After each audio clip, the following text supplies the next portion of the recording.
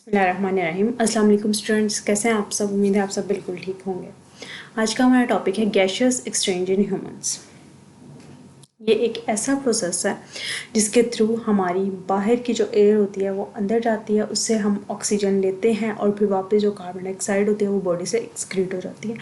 लेकिन इसके अंदर हम मैकेनिज़्म नहीं पढ़ेंगे, हम पढ़ेंगे कि कैसे किन किन ऑर्गन्स के थ्रू जो है वो हमारी जो एयर है वो अंदर आती है और वो अंदर आके ऑक्सीजन हमारी बॉडी से लेती है और वो कार्बन डाइऑक्साइड फिर बाहर एक्सहेल रहती है। हम वो पार्ट्स पढ़ेंगे।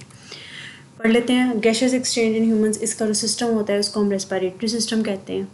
इन animals and humans respiratory system is divided into two parts. Animals में और ह्यूमंस में जो रेस्पिरेटरी सिस्टम होता है वो टू पार्ट्स में डिवाइड होता है। एक होता है एयर पैसेज वे, एक होता है लंग्स। इन दोनों के ज़रिए होता है। सबसे पहले हम देखेंगे एयर पैसेज वे, इसके पार्ट्स देख लेंगे। एयर पैसेज वे क्या है? It consists of parts through which outside air comes in and after the exchange of gases it goes out। मतलब कि ऐसे पार्ट्स जिनके थ्रू आउटसाइड एयर हमारी बॉडी के अंदर आती है, उसे हम ऑक्सीजन लेते हैं और उसके बाद जो बच जाता है कार्बन डाइऑक्साइड, नाइट्रोजन, वो फिर बाहर चली जाती है। ठीक है, अब इसके पार्ट्स कौन कौन से हैं? सबसे पहले nasal cavity, pharynx, larynx, trachea, bronchi, bronchioles, alveolar ducts और एल्वुलाई। ये इसके पार्ट्स हैं। सबसे इम्पोर्टेंट पार्ट एल्वुलाई होता है, जहाँ पर हमारी मेनली एक्सचेंज ऑफ गैसेस होती हैं। हम इसको बारी बारी देख लेंगे। सबसे पहले हम देखेंगे नेज़ल कैविटी। नेज़ल कैविटी क्या है ये देखें। ये हमारे जो बाहर ये एक्सटर्नल नोस्ट्रल्स होते हैं दो, ठीक है, उसके अंदर एक इंक्लोजन, एक कैविटी एरिया होता है जिसको हम कहते हैं नेज़ल कैविटी। नेज़ल कैविटी के बाद आता है हमारे पास फेरिंग्स। फेरिंग्स कॉमन होती है फूड के लिए भी और एयर के लिए भी। फेरिंग्स आगे जाके डिवाइड होती है इसोफेगस और लेरिंग्स में।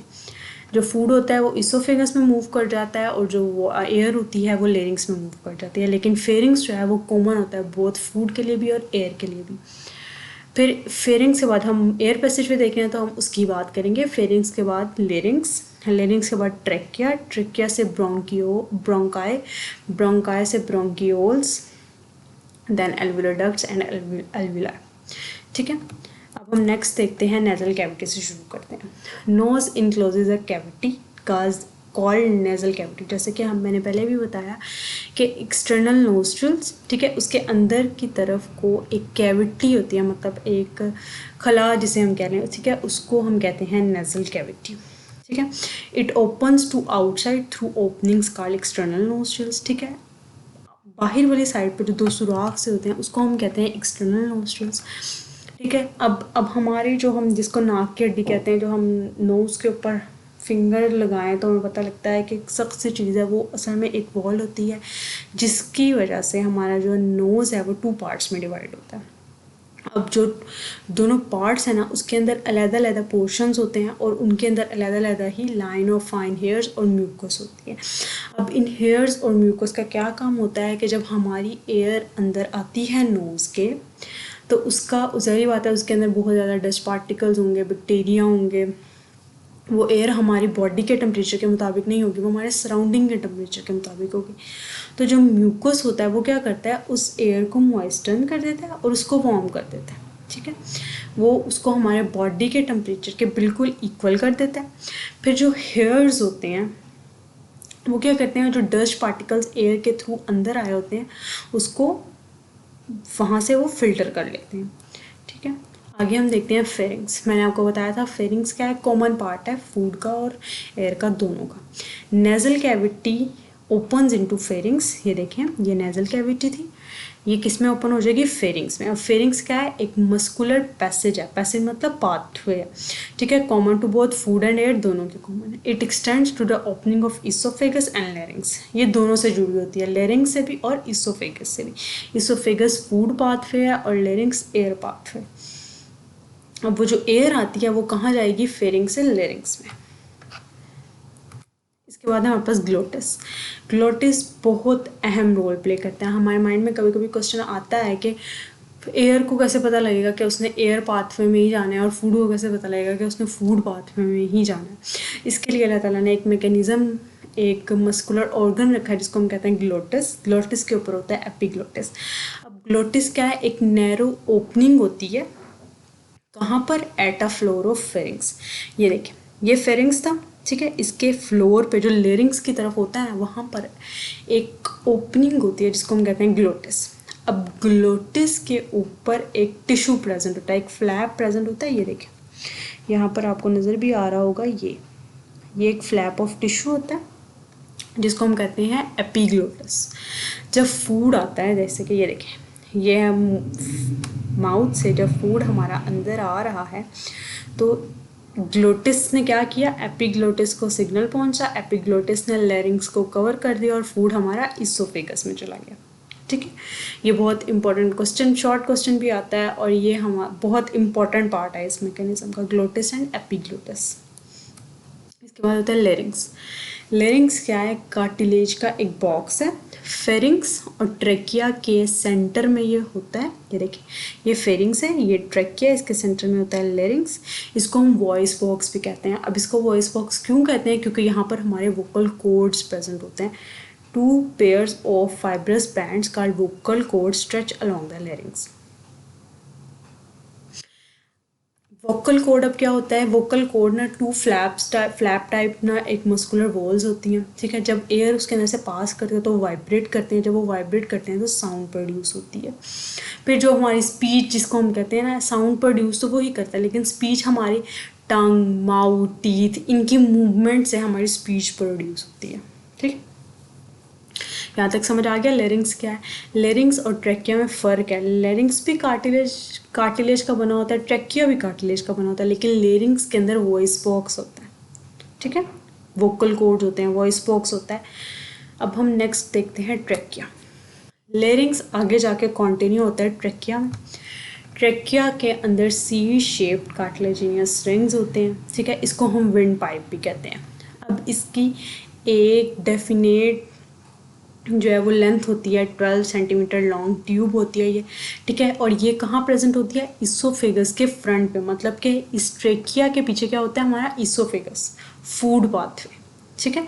इसके अंदर सी शेप कार्टिलेजिनियस रिंग होते हैं और यही कार्टिलेजिनियस जो रिंग्स होते हैं ये इसकी वॉल्स को कोलैप्स नहीं होने देते, ठीक है। अगर सपोज एयर नहीं है तो अगर ये कार्टिलेजिनियस रिंग्स भी ना हो तो हमारी तो वो जो ट्रेकिया वो तो कोलैप्स हो जाए बिल्कुल। तो उसकी कोलैप्सिंग को रोकने के लिए अल्लाह ताला ने सी शेप्ड कार्टिलेजिनियस रिंग्स रखे हैं। नेक्स्ट हम जो ट्रेकिया है वो डिवाइड होता है आगे ब्रोंकाई में, ठीक है। अगर चेस्ट कैविटी में जब ट्रेकिया एंटर होता है, ठीक है ना, तो वो 2 पार्ट्स में डिवाइड हो जाता है। ये देखिए, ये ट्रेकिया, ये चेस्ट कैविटी में एंटर हो गया, ठीक है। अब ये जो ट्रेकिया है ना, ये 2 पार्ट्स में डिवाइड हो जाएगा, एक राइट लंग की तरफ चला जाएगा, एक लेफ्ट लंग की तरफ चला जाएगा, ठीक है। ट्रेकिया जब डिवाइड होके ब्रोंकाई बनाएगा, वो लेफ्ट राइट वो जो ट्यूब्स बन जाएंगी उसको हम क्या कहते हैं, ब्रोंकाई, ठीक है। उसके पास कार्टिलेजिनियस प्लेट्स होंगी, ठीक है, वो अपने अपने लंग की साइड पे एंटर हो जाएगा। फिर वो आगे जो ब्रोंकाई है ना, वो आगे जाके भी फाइन ट्यूब्स बना देगा। ये देखिए, ये ब्रोंकाई था, ये आगे फर्दर डिवाइड होकर इसने फाइन ट्यूब्स बना दी, ठीक है, जिसको हम कहते हैं ब्रोंकियोल्स। अब ये जो ब्रोंकियोल्स हैं इसके अंदर कार्टिलेज नहीं होगा, ये नैरो नैरो नैरो नैरो होती जाएंगी डिवाइड होके, इसके अंदर कार्टिलेज नहीं होगा, क्योंकि अगर कार्टिलेज होगा तो ये डिवाइड नहीं हो सकती है, ठीक है। इनके अंदर एक नैरोपन, ये ब्रॉड ही रहेंगी, तो इसलिए इनको नैरो करने के लिए इसके अंदर से कार्टिलेज ये लूज़ कर देते हैं और ये नैरो ट्यूब्स ब्रोंकियोल्स बना देती हैं, ठीक है। अब जो हमारी एयर से अंदर, जब मैंने आपको बताया था कि डस्ट पार्टिकल फिल्टर होते हैं, म्यूकस होता है और हेयर्स होते हैं, लेकिन खुद कोई ना कोई पार्टिकल, बैक्टीरिया वगैरह रह जाता है जो नहीं फिल्टर हो पाता। फिर वो क्या कहता है, ट्रेकिया और ब्रोंकाई, मतलब ये ट्रेकिया और इन ब्रोंकाई, इनके पास क्या होते हैं, ग्लैंडुलर सेल्स होते हैं और सीलिया होते हैं, ठीक है। अब जो ग्लैंडुलर सेल्स है ना, ये म्यूकस रिलीज़ करते हैं और वो जो म्यूकस है वो दोबारा से एयर को मॉइस्चर करेगा, उसको बॉडी के टेम्परेचर के अकॉर्डिंग करेगा और जितना बैक्टीरिया होगा ना उसको ट्रैप कर लेगा। अब वो जो सीलिया होगा, ये अपनी सीलिया पता है थ्रेड लाइक से स्ट्रक्चर्स होते हैं, ठीक है। अब वो सीलिया क्या करेगा, सीलिया जो है वो अपने मोशन को अपवर्ड मतलब ऊपर की तरफ मूव करेगा और जो डस्ट पार्टिकल्स है ना उसको हमारे ओरल कैविटी में ले आएगा, वहाँ से फिर वो इधर स्वेलो हो जाएंगे या बाहर निकल जाएंगे। उसके बाद मेन पार्ट आ गया हमारा एल्वियोलाई का। अब जो ब्रोंकियोल्स होते हैं ना, ये फाइन ट्यूब्यूल्स में एंड होते हैं, ठीक है। मतलब कि ये देखें ब्रोंकियोल्स है ना, ये देखिए बहुत फाइन नफीस सी ट्यूब आएगी जिसको हम कह देंगे ये एल्वुलर डक्ट है, एल्वुलर डक्ट है, ठीक है। अब each alveolar duct opens into cluster of pouches, ये देखिए अब ये जो एल्वुलर डक्ट है ये क्लस्टर ऑफ पाउचेस में ओपन होगी, एक सैक लाइक स्ट्रक्चर होगा, ठीक है। इसको हम कह देंगे एल्वुलाई, ठीक है। यही है ह्यूमंस में रेस्पिरेटरी सरफेस, इसी के अंदर हमारी मेनली एक्सचेंज ऑफ गैसेस होती है, ठीक है।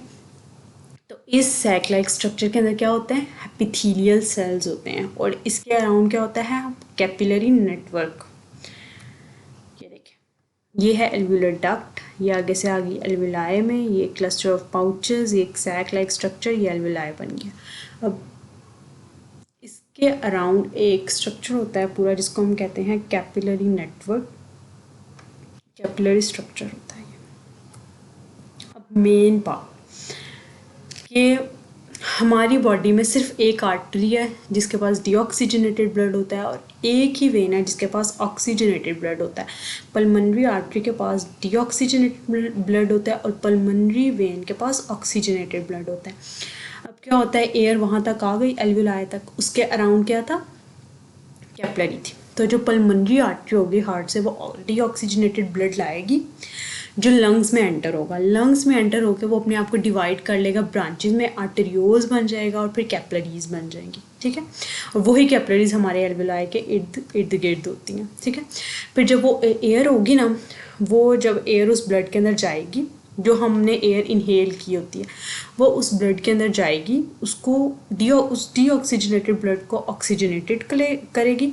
फिर वो ऑक्सीजनेटेड ब्लड जो है ना वो वेन्यूल्स में जाएगा, फिर वेन्यूल्स जो है वो पल्मोनरी वेन बना देंगे, फिर पल्मोनरी वेन जो है वो उस ब्लड को कैरी करती है और उसको दोबारा हार्ट तक लेके जाती है। आज का टॉपिक थोड़ा सा ट्रिकी था लेकिन बहुत इम्पोर्टेंट और समझने वाला टॉपिक था।